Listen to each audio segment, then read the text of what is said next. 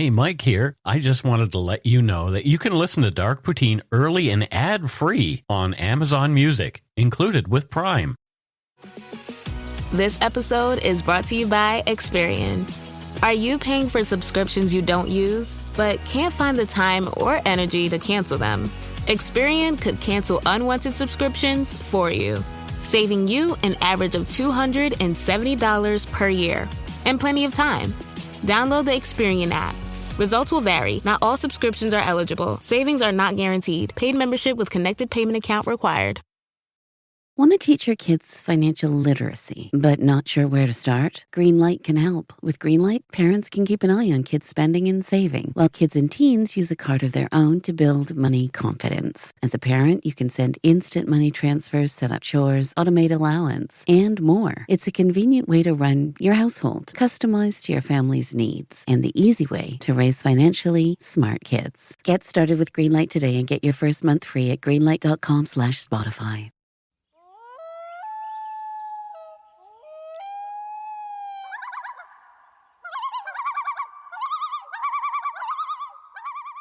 Welcome back to Dark Poutine. I am Mike Brown. And I am Matthew Stockton. Yes, you are. You're also Matthew Stockton of another podcast that has just released on Spotify called Too Old or Pure Gold. So type in on Spotify, Too Old or Pure Gold. Does it have to do with like the quality of your pee when you're an old man? Or? No. So I'll just read the blurb, where Gen X nostalgia meets fresh perspectives from millennials and Gen Z. So essentially, Olin and I, the two Gen Xers, we get millennials and Gen Zers to watch 80s movies that we loved, and then we talk about them and talk about if they're too old or pure gold. And you were saying that Olin has a particularly interesting favorite actor. Oh, okay. Don't make this stop you from going to the Too Old or Pure Gold movie podcast on Spotify.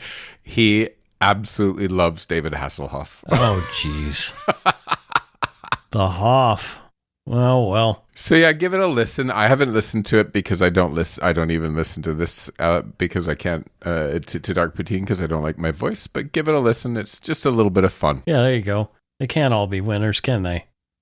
Hey, give it a listen, people. Yeah, definitely do. The views, information, and opinions expressed during the Dark Poutine podcast are solely those of the producer and do not necessarily represent those of Curious Cast, its affiliate, Global News, nor their parent company, Chorus Entertainment. Dark Poutine is not for the faint of heart or squeamish. Listener discretion is strongly advised. We're not experts on the topics we present, nor are we journalists. We're two ordinary Canadian schmucks chatting about crime and the dark side of history. Let's get to it. Put on your toque, grab yourself a double-double and a Nanaimo bar. It's time to scarf down some Dark Poutine. You are responsible for obtaining and maintaining at your own cost all equipment needed to listen to Dark Poutine. Dark Poutine can be addictive. Side effects may include, but not be limited to, pausing and questioning the system, elevated heart rate, pondering humanity, odd looks from colleagues as you laugh out loud at work, family members not into true crime worrying about you. Positive side effects may include some perspectives and opinions that you disagree with, as well as some wokeness and empathy. If you don't think Dark Poutine is for you, consult your doctor immediately.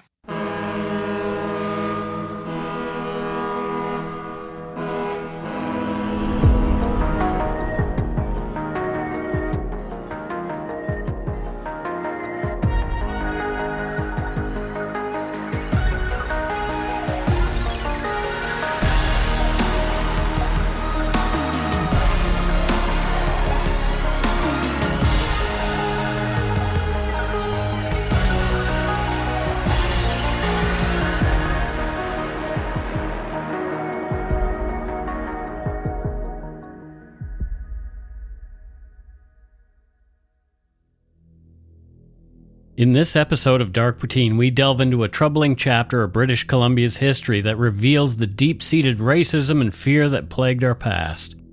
Darcy Island, a small and isolated landmass off the coast of Vancouver Island, became the home to a leprosy colony from 1891 to 1924. But this wasn't just any colony. It was a place where Chinese immigrants who had contracted the disease were forcibly sent to live out their days in harsh and inhumane conditions, far from society's view. Leprosy, now known as Hansen's disease, has been misunderstood and deeply feared throughout history.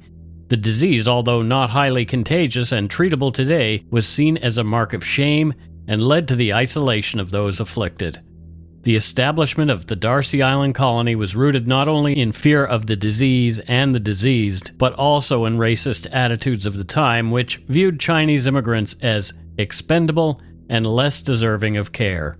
This is Dark Poutine episode 332, Out of Sight, Out of Mind, the Leprosy Colony of Darcy Island.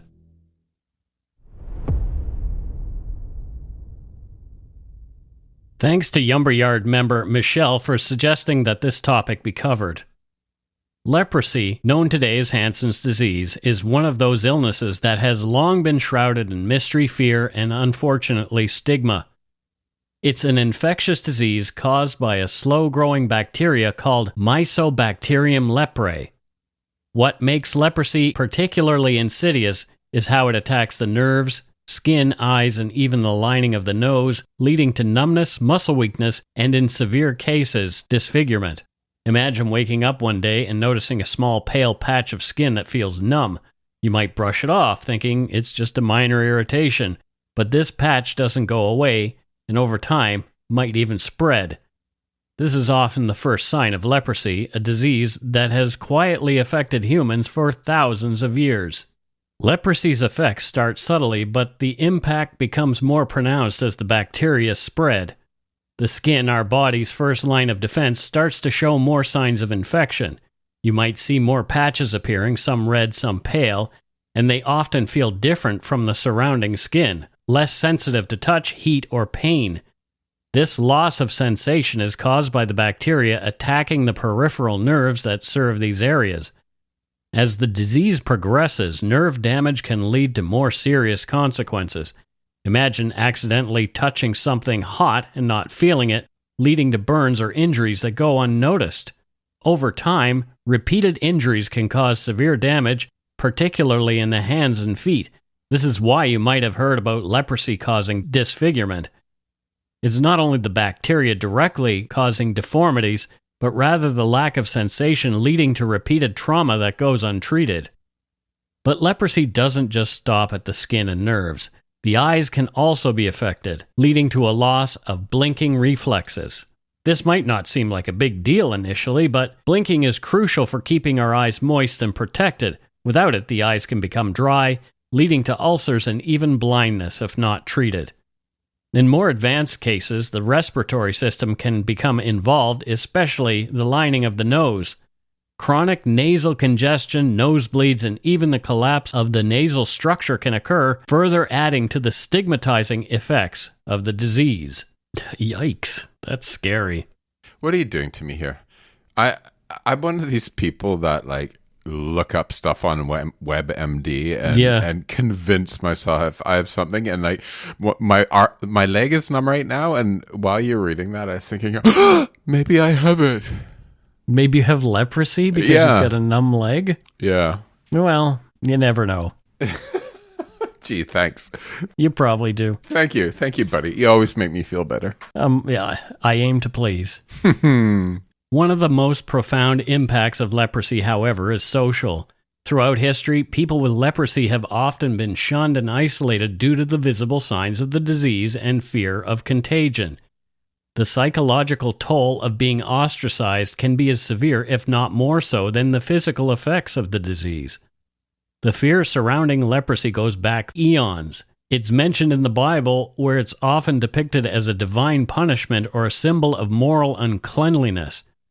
In the Old Testament, those with leprosy are considered unclean and were isolated from the rest of society, forced to live outside the community in what were essentially early versions of quarantine. Leprosy wasn't just a physical ailment, it carried with it a social and spiritual stigma that isolated people in every sense of the word. Moving beyond the Bible, leprosy has a long history across various cultures. In ancient India, Leprosy was known as kushta and was believed to be a result of karma from past misdeeds. The ancient Greeks and Romans also feared the disease, although their understanding of it was limited. The Greeks, for example, called it lepra, a term that referred to scaly skin, which they believed was a curse from the gods. During the Middle Ages in Europe, leprosy was rampant, and leper colonies became common. These colonies were often situated on the outskirts of towns or isolated islands, as we see here in BC with Darcy Island. Imagine living in a leprosy colony where time seemed to stand still and hope was a rare commodity. Life in one of these colonies was incredibly harsh and isolating. People who contracted leprosy, often through no fault of their own, were forcibly removed from their communities, family, and everything they knew. They were sent to live in these remote places where the outside world couldn't see them and they couldn't see the outside world. Let's say you were in a leprosy colony in medieval Europe. You'd arrive at this place with nothing but the clothes on your back, having been stripped of possessions before leaving home. As soon as you entered the colony, you'd be given a bell or a wooden clapper to carry with you wherever you went. This wasn't a kind gesture, it was to warn others of your presence so they could keep their distance, believing that even a brush with your clothing could curse them with the same disease. They got a clapper? Clap on, clap off the clapper. Oh dear. So this is early quarantine, essentially, right? Yep. But it's quarantine as in just get them away from everybody versus let's figure out. I mean, you can kind of understand it if people didn't know back then how to treat diseases. Right. Right? It was sort of, well, they probably realized that if they're not near us, we won't get it. But unfortunately, a lot of other stigmas and stuff get pulled into all of this, don't they? Well, they didn't even understand bacteria, let alone viruses at that time. So it was just like, it's the humors. Let's bleed someone's eyeballs or something like that. Oh, gosh. Life in leprosy colonies was bleak. The buildings were often dilapidated, more like ruins than homes. Food was scarce, and what little there was usually came from irregular charitable donations. Fresh water was hard to come by, and the sanitation was appalling, adding to the already dreadful conditions. During the day, there wasn't much to do. Most people were too weak or disfigured by the disease to work or even move around much.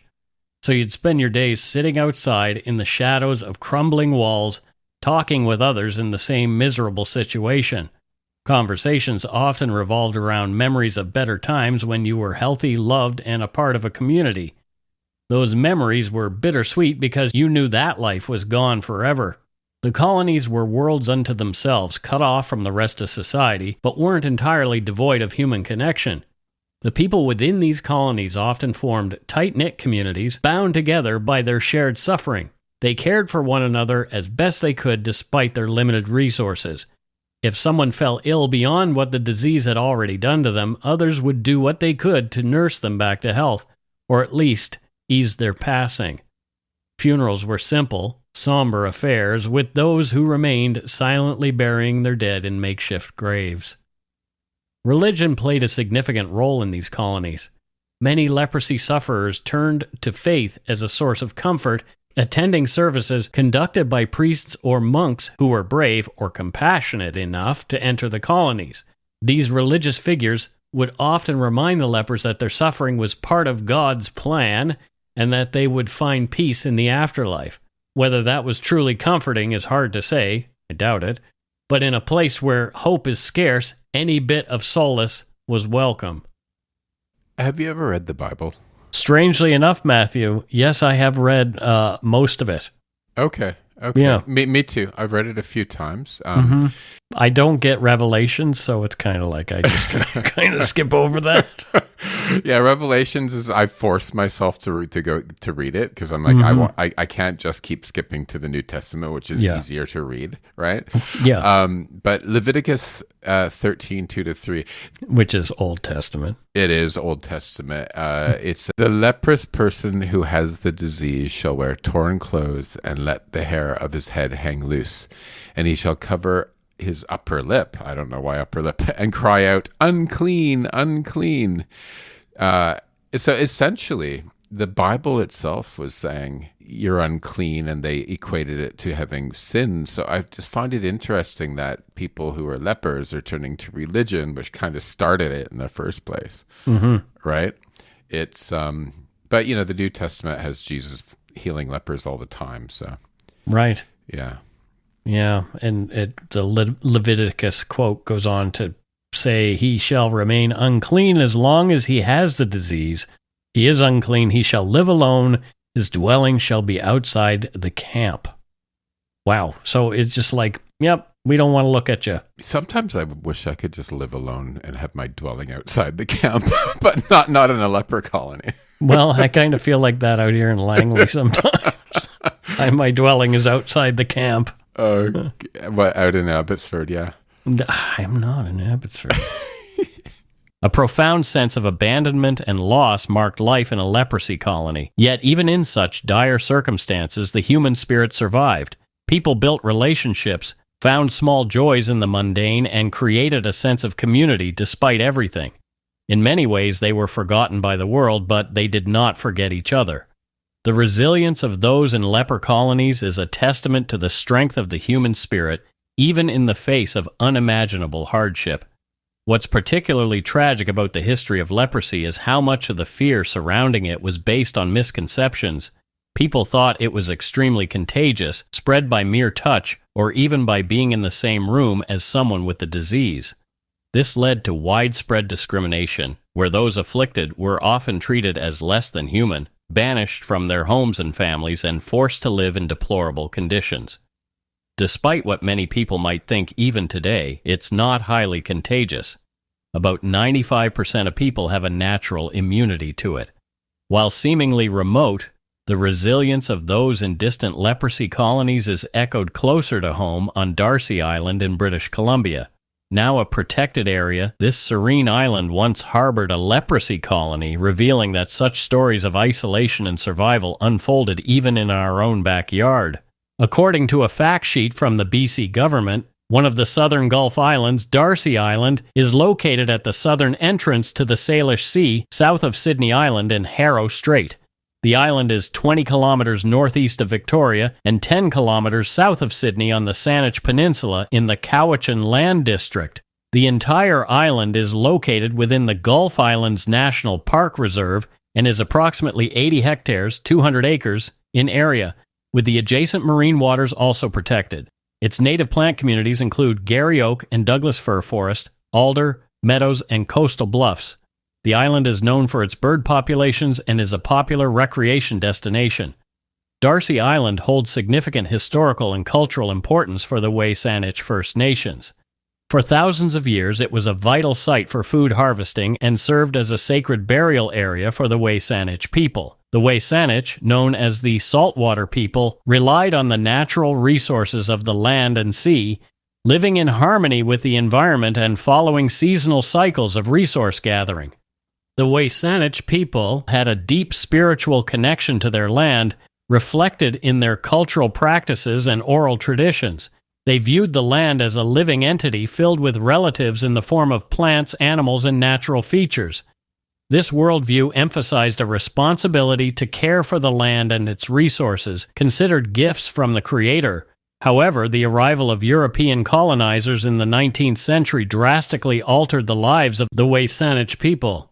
The colonizers, seeking to expand their settlements and exploit the land's resources, began a process of dispossession and displacement of indigenous peoples. This included establishing the reserve system, which confined the Way-Saanich and other indigenous groups to small tracts of land, disrupting their traditional ways of life. Darcy Island's history darkened further in 1891 when the colonial authorities of Fort Victoria determined its use as a leprosy colony, also known as a lazaretto. Chinese immigrants suffering from leprosy were forcibly removed from Victoria and isolated on Darcy Island. This action was part of broader discriminatory practices against Chinese immigrants during that period. The establishment of the leper colony effectively stole the island from the Way-Saanich First Nation, further severing their connection to their ancestral lands. In the 1890s, Canada's response to contagious diseases like diphtheria, smallpox, tuberculosis, And although uncommon, bubonic plague was marked by fear, stigma, and often harsh public health measures. Smallpox outbreaks prompted strict quarantines and aggressive vaccination campaigns, though not without resistance from the public. Tuberculosis, the leading cause of death, was managed through sanatoriums, but those afflicted faced significant social stigma, especially among the poor. Overall, public health efforts often prioritized containment over compassionate care. Leprosy, albeit a rare disease, caused widespread panic. In 1891, Victoria, BC, was a city where fear and prejudice often shaped public perception, especially towards Chinese immigrants. One of the most striking examples of this fear was the way the community reacted to Chinese leprosy victims. In Victoria, Chinese immigrants were often marginalized and faced significant discrimination. Many residents viewed them suspiciously, associating them with poor living conditions and exotic, disfiguring diseases. When cases of leprosy were identified among the Chinese community, this existing prejudice fueled even greater fear and paranoia. The Chinese population in Victoria was already living under challenging conditions, often confined to overcrowded and unsanitary areas like Chinatown.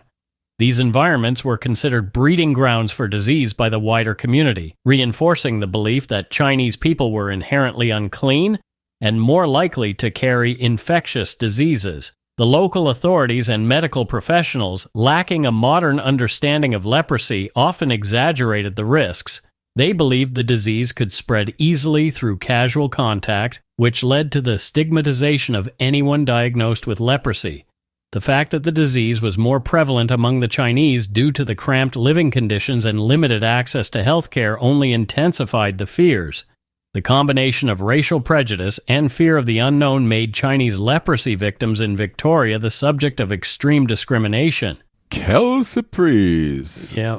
It's people jump on this bandwagon of a disease being from the other who is responsible for it all the time, all through history, right? The Spanish flu, which actually wasn't a Spanish flu. Right. The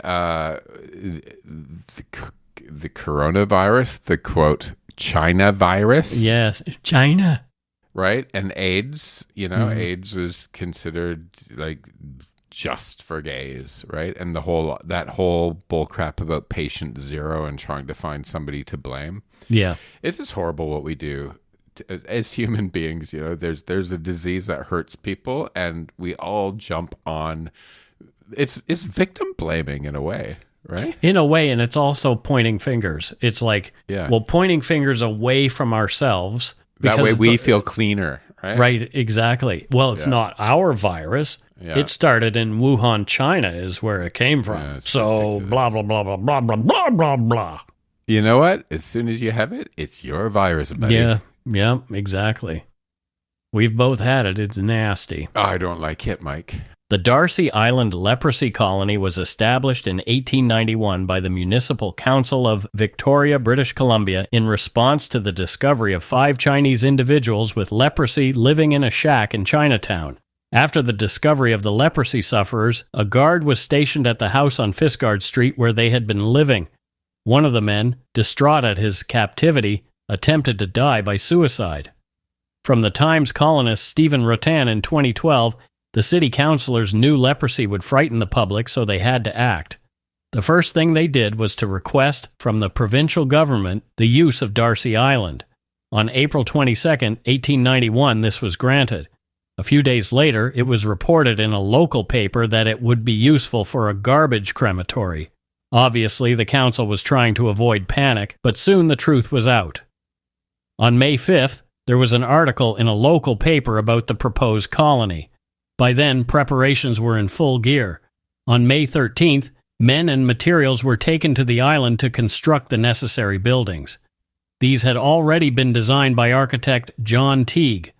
On May 20th, everything had been prepared, and the lepers were ready to be sent. To judge from the local newspaper, the citizens approved. The headline in the Daily Colonist on May 21, 1891 reads, "Effectual measures taken to prevent leprosy becoming rooted in Chinatown," and goes on to say, "The 5 lepers of Victoria will be properly isolated." The lepers themselves are horrifyingly depicted. More repulsive human beings would be hard to imagine. Each was a total physical wreck, and their features were so distorted, disfigured, and swollen as to be almost out of human semblance. The article goes on to describe the excellent facilities that have been created for the victims, and finishes with saying that the city authorities will visit the lepers periodically and see that their wants are supplied. The men did not want to leave their home in Victoria and had to be taken by force into quarantine on Darcy Island. Darcy Island is located in the Harrow Strait off the east coast of Vancouver Island. The island's isolation, surrounded by cold and strong currents, made it a suitable location for a quarantine facility. The conditions on the island were dire and inhumane. The colony was not staffed with medical personnel, and the residents, primarily Chinese immigrants, were left to care for themselves with minimal supplies. Food and other essentials, which included coffins and opium, were delivered infrequently, and the inhabitants were essentially left to die on the island. More after a quick break.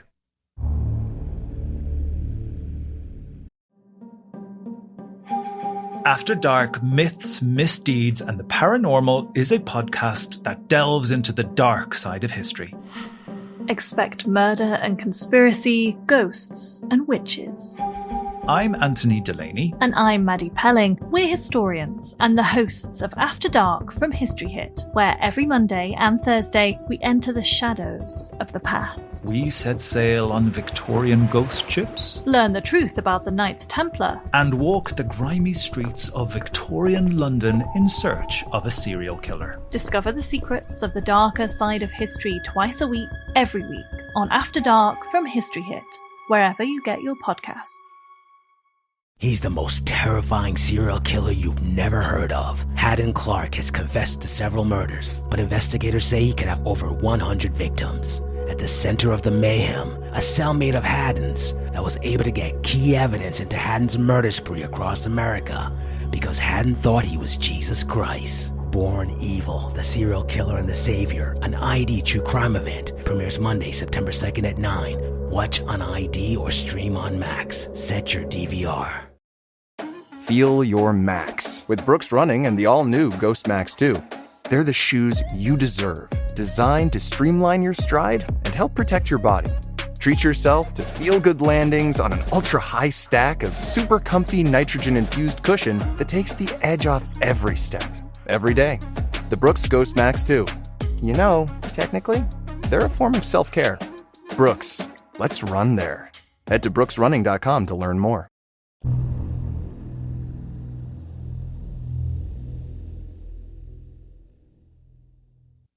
And we are back. Matthew, thoughts so far? It's something that struck me there in the last part Sure. when you talked about coffins and opium as being sort of essential things delivered for the inhabitants.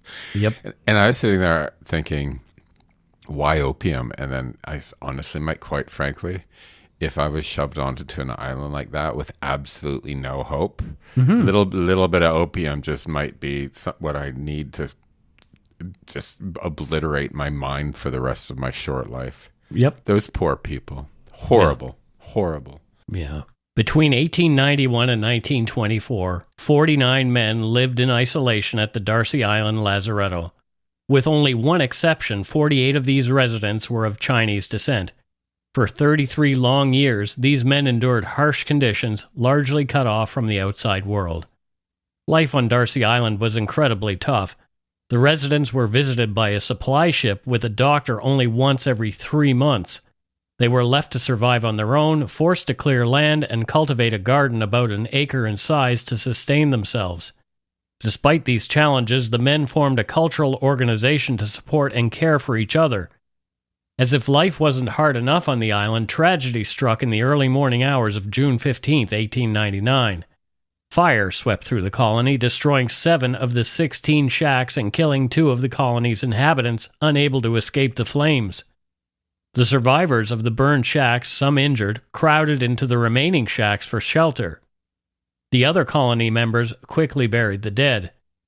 The provincial medical health officer, listed in the news as Dr. R.L. Fraser, attended the island a week later to determine what had occurred. The fire had been caused by the occupant of one of the hovels who tipped over an oil lamp but was too feeble to extinguish the blaze before it spread. Fraser wrote that the colony was in a truly deplorable condition, and its inhabitants received no medical treatment, medicine, or nursing. He also noted that few colony members could work, and the rest were seriously debilitated. According to a Province news article printed on June 29, 1899, quote, "A lengthened description of the condition of the lepers on Darcy Island is given by Dr. Hall and John Nelson as follows. Every development and every type of this loathsome disease is apparent in the little group before us.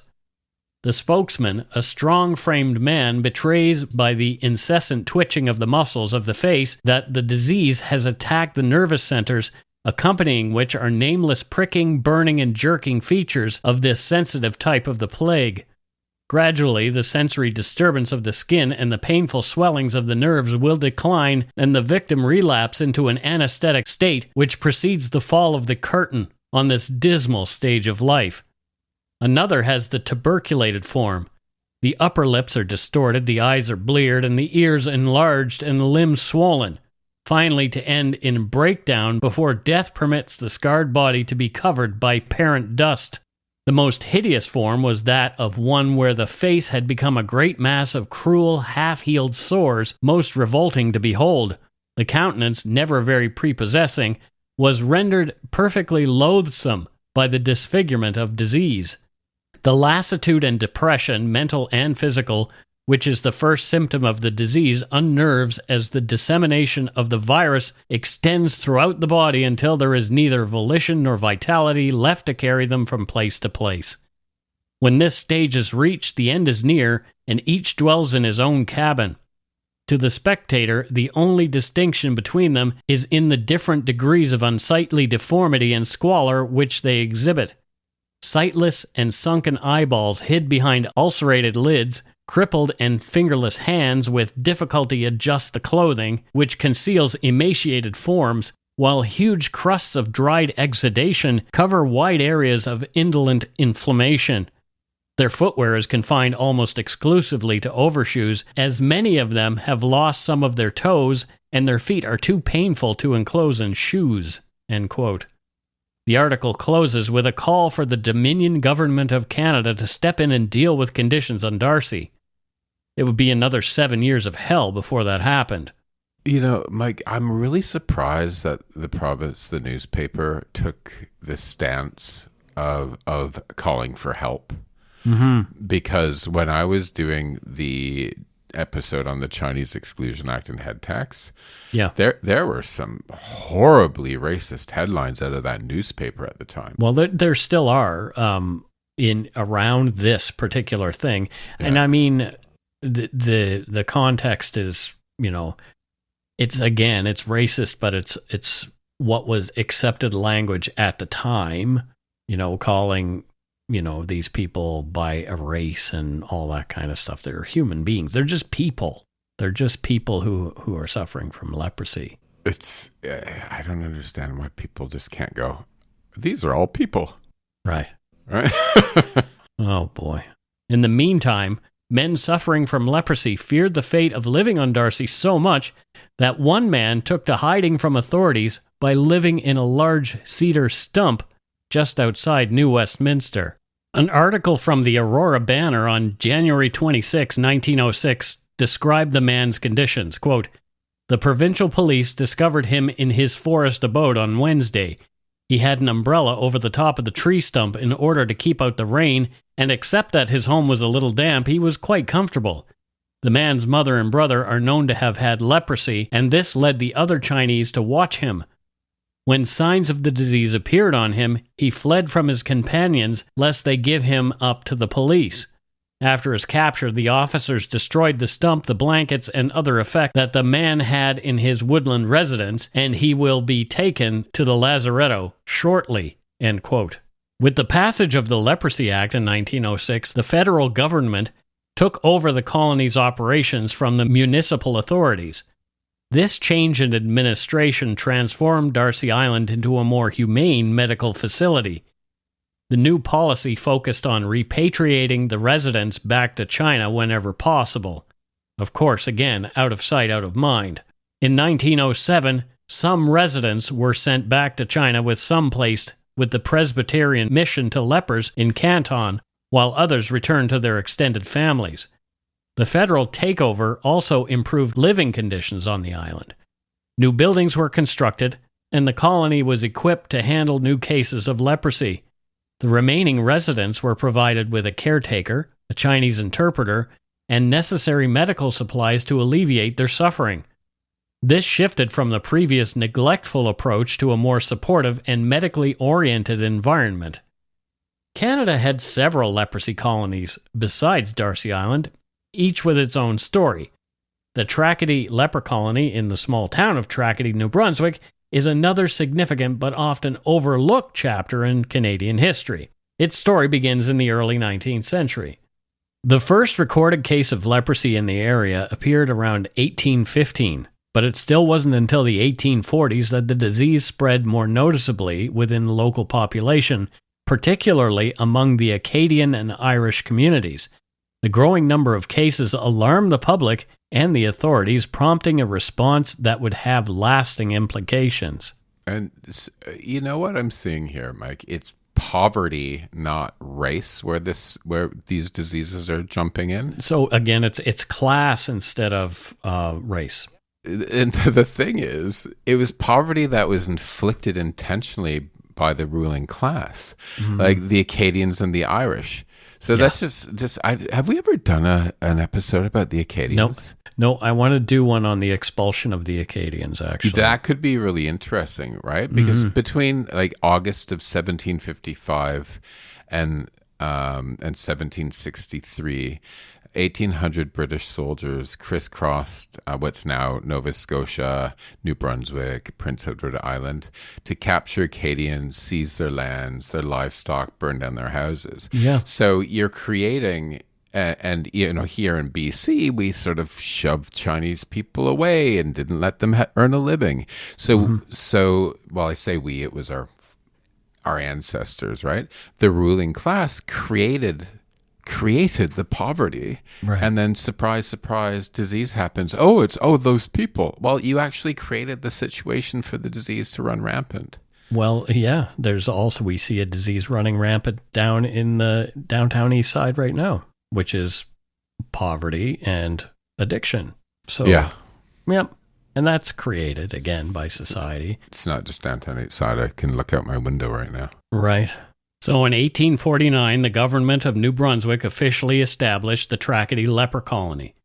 The colony was created as a quarantine site where individuals diagnosed with leprosy could be isolated from the rest of society. This move was driven by fear and lack of understanding about the disease's transmission, as is usual, which was believed to be highly contagious at the time. Patients were often sent to the colony involuntarily, separated from their families and communities, and forced to live in conditions that were, by modern standards, extremely harsh. The colony was initially a collection of rudimentary buildings offering little comfort or medical care. However, in 1868, the religious hospitaliers of St. Joseph, a Catholic order of nuns, took over the colony's management. These nuns played a crucial role in improving conditions and care for the patients. They provided not only medical treatment, as far as was possible at the time, but again also spiritual and emotional support. The nuns' dedication brought some dignity to the patients' lives, though the colony remained a place of isolation and suffering. Life in the colony was extremely challenging. Patients lived in close quarters with limited access to the outside world, as it was in all leper colonies. The physical symptoms of leprosy were compounded by the psychological toll of being cut off from family and society. Despite these hardships, again, a sense of community developed among residents over time. They supported one another, sharing their burdens and forming bonds that helped them endure difficult circumstances. Again, the resilience of humanity in really tough circumstances. Okay, this is just a joke, but it just, I'm with the state of the healthcare system these days. Yeah. I'm like, well, if you've been into emergency lately, with dirty war zone sort of emergency rooms, it's just, that was horrible. And I think it just goes to show that, our system, our healthcare system really is collapsing right now. And I don't think people realize, I'm having some problems. My mom's having some problems, takes a long time. But if it collapses even more, we're going to start having some major issues, right? Yeah. I mean, we're already seeing people wait for treatments that could be life-saving. So, Mike, somebody said to me, "Why don't you go to emergency this week?" When my back hurt and I couldn't feel my leg. Yeah, and I literally said to them, I don't want to sit in a room for 12 hours with people literally smoking crack and shooting up beside me, right? Yeah. To be given a Tylenol and sent home. It depends on where you go. You know where I am, so yeah. If you go to St. Paul's, that's what you're going to see. Then that's where I'd go because that's my local. Yeah. The Tracadie leper colony continued to operate through the late 19th and early 20th centuries, even as medical understanding of leprosy improved. As time went on and medical science advanced, we began to understand more about leprosy. By the late 19th century, the Norwegian scientist Gerhard Armauer Hansen discovered the bacteria that causes the disease, which is now why it's called Hansen's disease.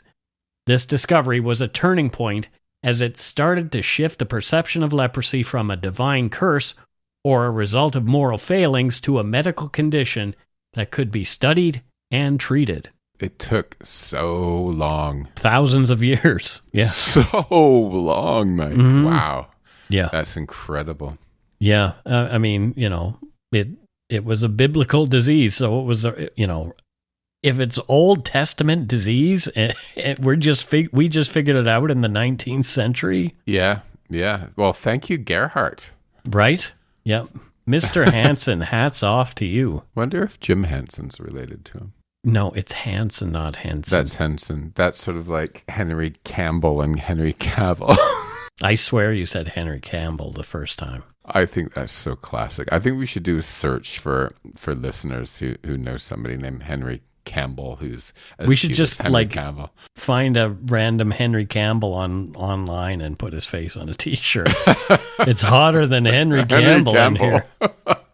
By the early 20th century, advances in medical science began to offer new hope.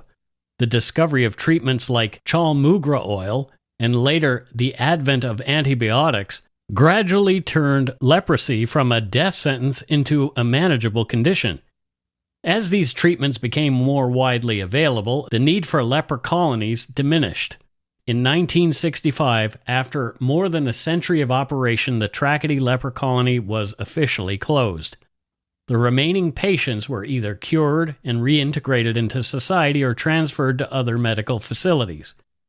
Today, the site of the former colony is a place of reflection and memory. The hospital building has been preserved as a museum where visitors can learn about the colony's history and the experiences of those who lived there. The story of the Tracadie leper colony serves as a reminder of the challenges faced by those with leprosy, the impact of fear and misunderstanding in medical history, and the compassion shown by those who cared for the sick in the most trying circumstances. Before Tracadie, though, there was Sheldrake Island, also in New Brunswick. In the 1840s, people with leprosy were sent to this remote island in the Miramichi River. Conditions were tough, and they were moved to Tracadie after the colony was established there. Another small, less formal colony existed on Little Bay Islands in Newfoundland during the late 19th and early 20th centuries. It wasn't as well known or as large as the others, but it served the same purpose, isolating those with leprosy in a remote place.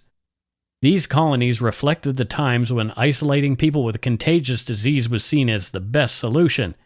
The remote locations also speak to the fear and stigma that surrounded leprosy during that period. The lazaretto on Darcy Island was closed in 1924, and the remaining patients were moved to Bentic Island, which continued to operate until 1957. The row houses on Darcy Island, which had housed the lepers, were deliberately burnt by the government in 1960, shortly before the island was designated as a park. This act was part of an effort to erase the physical remnants of the colony, which had become a symbol of shameful treatment and neglect. Efforts have been made to memorialize Darcy Island's tragic history. In 1967, the island was designated a Class A marine park, and a plaque was placed on the island by the mayor of Victoria, Alan Lowe, to commemorate those who suffered and died there. This commemoration serves as a reminder of the injustices faced by the lepers and the need to remember and learn from past mistakes. The history of Darcy Island is a poignant reminder of the impact of discrimination and the importance of acknowledging and preserving the memory of those who suffered under such conditions. According to the World Health Organization, WHO, leprosy is still present in over 120 countries, with more than 200,000 new cases reported yearly. While global efforts have reduced its prevalence, countries like Brazil, India, and Indonesia continue to report significant numbers of new cases. Transmission occurs through droplets from the nose and mouth, but requires prolonged, close contact to contract the disease. Casual interactions like shaking hands or sharing a meal don't spread leprosy, and once treatment begins, the person is no longer contagious. Diagnosing leprosy usually involves identifying specific skin lesions or nerve damage. Cases are classified into two types of treatment: possibacillary (PB) with fewer lesions, and multibacillary (MB) with more extensive involvement. Treatment involves a combination of 3 drugs over 6 to 12 months, depending on the severity. Prevention efforts focus on early detection and treatment, but to interrupt transmission more effectively, WHO recommends preventative chemotherapy for those in close contact with patients. The WHO supports global leprosy control by providing technical guidance and compiling data. They have set an ambitious strategy for 2021 to 2030, aiming for 0 new cases, disabilities, and stigma associated with leprosy. This strategy includes developing country-specific plans, enhancing prevention, managing complications, and addressing stigma through education and human rights initiatives. The WHO also offers e-learning modules to train health workers on these topics. However, old fears die hard. Even today, in some parts of the world, people with leprosy still face significant social stigma and discrimination, even though the disease is now treatable with antibiotics. The fear that once led to creating places like Darcy Island lingers differently, manifesting how societies react to new and unfamiliar diseases. Whether it's HIV/AIDS in the 1980s or more recent pandemics like COVID-19, the combination of fear and misunderstanding continues to shape our responses to illness. And that's it for Dark Poutine episode 332, Out of Sight, Out of Mind, the Leprosy Colony of Darcy Island.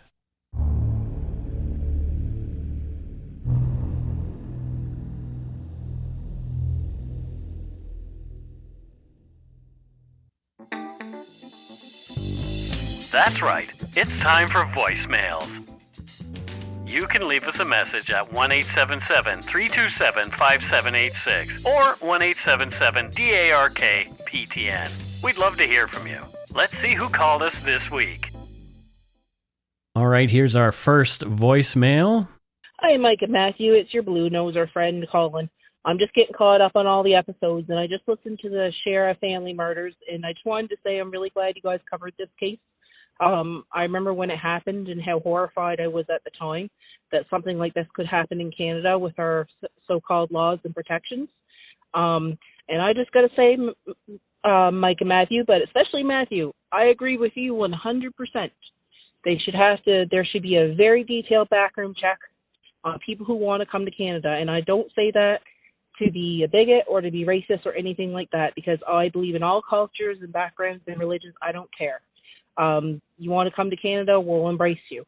I have lots of friends from different backgrounds, and I think it just adds to Canada's beauty as a whole. However, that being said, if you cannot follow Canadian laws and Canadian society, and you isolate yourself from Canadian society, To me, that's not okay. And I think anybody that has an opinion that women are second-class citizens, that people that are, LGBTQ should be, second-class citizens, or they should be killed or whatever, you're not welcome here. And I don't think it's right, some of the things that are happening right now in Canada that's being allowed to happen. It's ridiculous. We have Jewish Canadians that have been here for generations who are terrified, and our government is doing nothing about it. The Palestinian protests, I'll say it, in Halifax interrupted the gay pride parade on Halifax. In Halifax. That was, I don't know if you guys knew about that, but I was pissed, just to put it bluntly. You know what? We all have a right to protest in Canada. I don't care what it's about, but, when you start becoming disrespectful of other people's beliefs and cultures, that is what make Canada, it's not okay. And you don't get to make people scared for their lives and to live in Canada. So yeah, I agree. We need reform, and I got no problem with people coming to Canada, but our system needs to be able to support it. We need to be able to provide the programs that people need to live, and people need to want to be to Canada, to contribute to Canada, and to follow our laws. And that's just how it should be. And I just don't have no time for violence against women or any minority, anything. I just don't. So anyways, I'm glad you guys covered this episode, and hope to hear more like it in the future. You guys have a good day, and the lobster didn't shit in the pot, but maybe I'll get you guys some boiled. Talk to you later. Bye. Thank you, my favorite blue noser. Hey, wait. Hey, Mike, when my husband got his Canadian citizenship and the ceremony, there was a video playing on the screen in front of everyone who's about to become a Canadian citizen. Mm-hmm. And I watched it, and interesting, they showed businesswomen. They showed a gay couple getting married. Right. They showed all kinds of races. They showed children playing together. Yeah. And I thought that is a very thought through video to be showing people who are becoming Canadian. I thought it was quite lovely. It actually got to me, Yeah. Well, she made some good points. I know people who are really afraid right now, hearing some really crazy rhetoric that frankly isn't true. So anyway, I've had to unfriend a lot of people, let's just say, over this. Don't get me started. But we'll do an episode on that eventually. We'll see. We will. Yeah. Let's move on to another voicemail. Hi, Mike and Matthew. My name is Heather. Matthew probably knows me from the barnyard as a fellow bulldog parent of Dusty and formerly Lana, who has passed away. And Mike, although I'm not from Bridgewater, nor am I a family member or personal friend, I am from Guelph, and I know your dad went here for vet school. So hopefully that brings a smile to your face. I wanted to call and say thank you so much for doing the episode on the British home children. I apologize for being a bit belated in calling you. I remember I phoned in previously to suggest it because my grandfather was one, and I was so pleased to see it come up on your episode list, and I was just really blown away by all the information you provided. My grandfather was very lucky and had a really good experience with his placement family, and they ended up being friends for their whole life. However, most of his trauma actually came from his treatment in England. He was separated from his siblings. Some of them he never saw or heard from again, and he was never really okay with talking about what happened before he was sent here to Canada. And you shed some light on what his experience may have been like. And, he's been gone a long time now, and we never got to ask him. And I just found it such an interesting and rewarding episode, even though it was such a dark topic. So thank you so much for doing that. I'm going to go send you some donut money now, so I don't need a double shout out. But Matthew, I sure could use a new job. Go poop in your tooth. Thanks. So what's her new job then? Well, Matthew? you know what? I want to say, she just reminded me and made me realize that I miss seeing pictures of Alana, her bulldog. So I'm going to ask her to post one and tag me just so I can see another picture of Lana again, because Lana was like a girl Steve. No. So the job is bulldog rescue.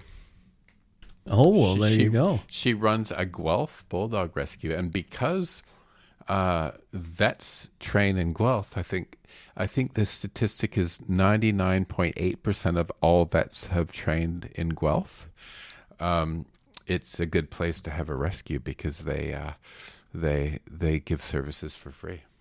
Well, there you go. Please don't check that statistic, everyone. Just trust me. Yeah. So, Matthew, somebody in the Umberyard just now posted a thing. Sir Henry Campbell dash Bannerman. So Sir Henry Campbell was a political leader in. He was the first man to be given official use of the title Prime Minister in the UK, in Britain. Okay, yeah, no, he's not nearly as hot as Henry Cavill. Yeah, but I think we should put Henry Campbell on a T-shirt. I really do. It's hotter than Henry Campbell. Let's do it. Yeah, I like this quote by him. It says, "Personally, I am an immense believer in bed and constantly keeping horizontal. The heart and everything else goes slower, and the whole system is refreshed." I kind of agree with that. Yeah, I'm into Henry Campbell. You know what I got delivered today? What's that? Wrist and ankle weights. Wrist and ankle weights. Yeah. Why do you need those? My hubby told me I need to walk more, and I need wrist and ankle weights. So as I get older, I build up my muscle tone. So if I ever fall over, I've fallen and I can't get up woman on TV. You need one of those little necklaces with the button. My grandmother had one of those. Aw. Yeah. As I get older and older, I understand that woman's plight. Yeah, right? I do too. The older I get, the more noise I make when I get up out of bed or off the chair. Yeah, I'm like, whenever I get out of the chair, I'm like, I'm making my grandpa's noises. He used to do it. Exactly.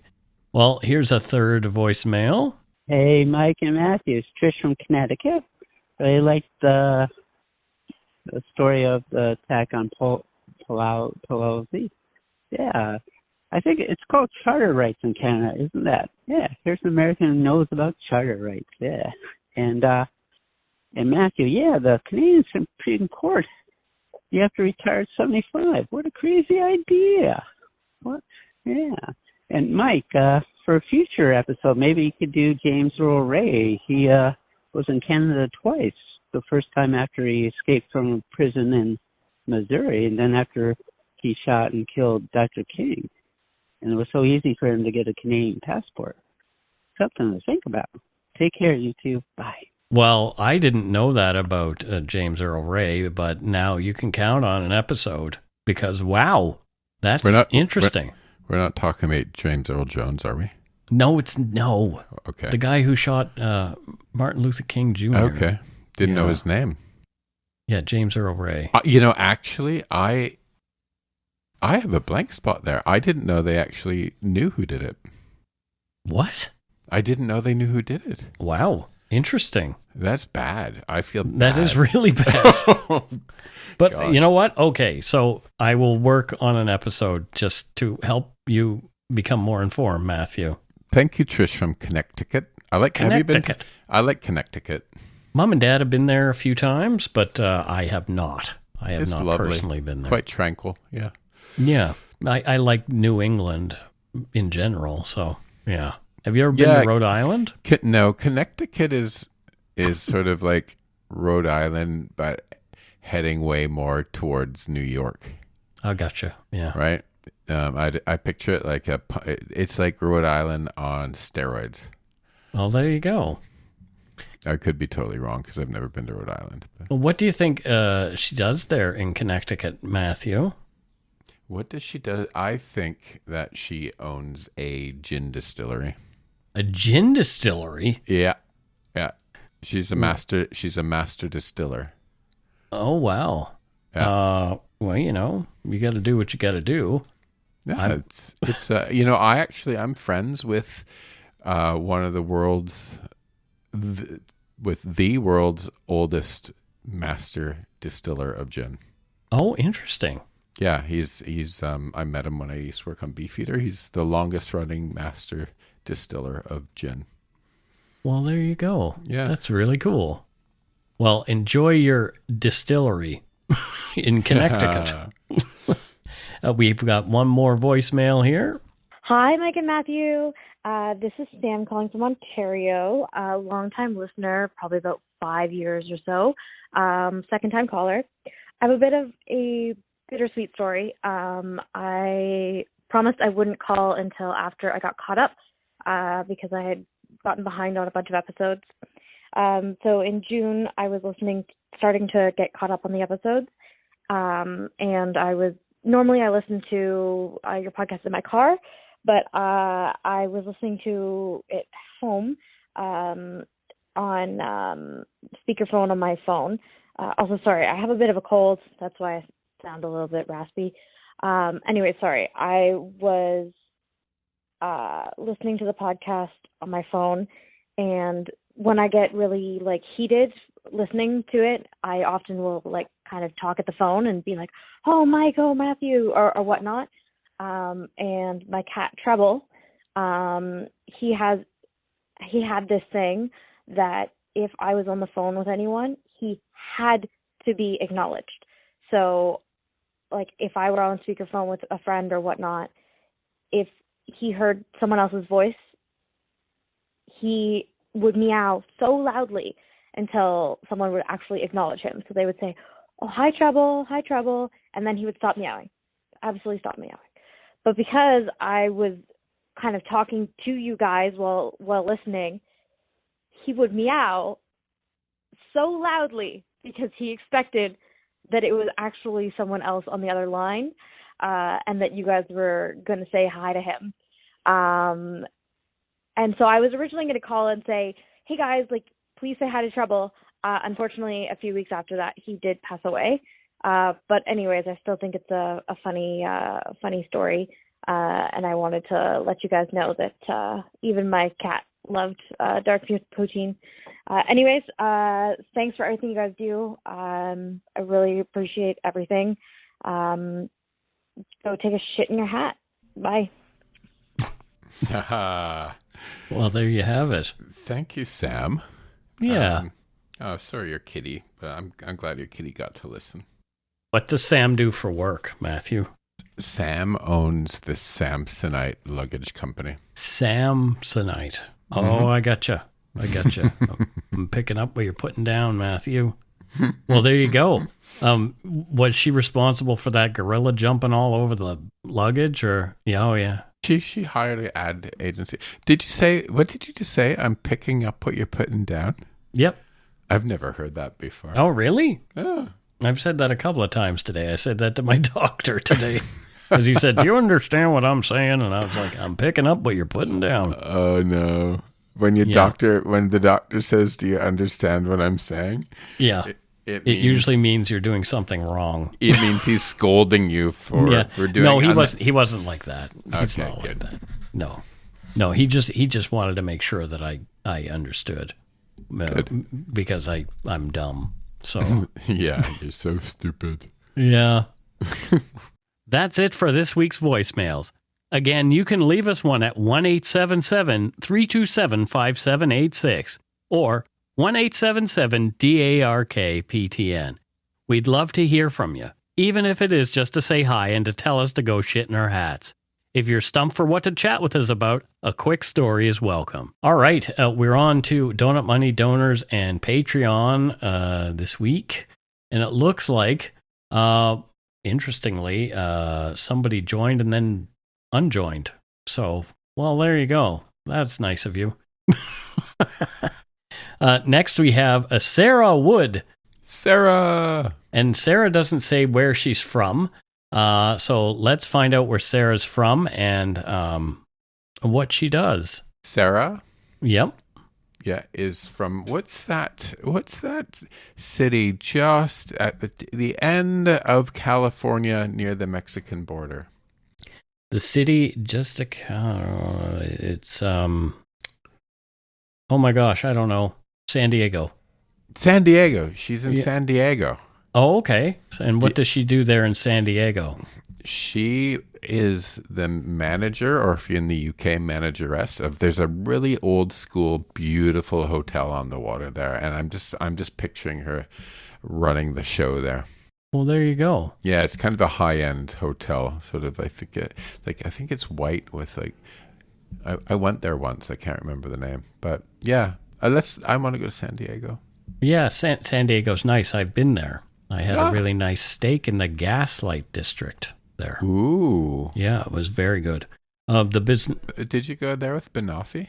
No, I did not. No. She's in L.A., so that's a bit of a drive. Okay. But no, I've been there before a long time ago. I went to the How Design Conference there in 2004, I believe. So quite some time ago. How Design? How Design, yes. Okay. It used to be a magazine.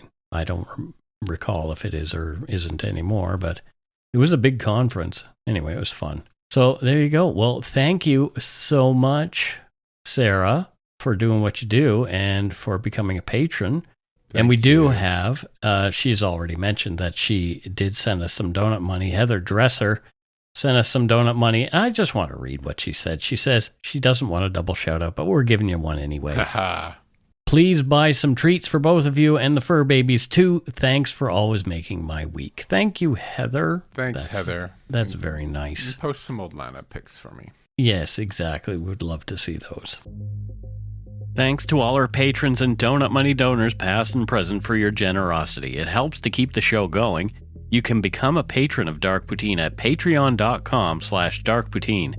For a one-time donation, you can send us donut money via PayPal using our email address, darkpoutinepodcast@gmail.com. If you don't already subscribe to the show, it would mean a lot if you did. You can easily find Dark Poutine on Apple Podcasts, Spotify, or wherever you listen to your favorite shows.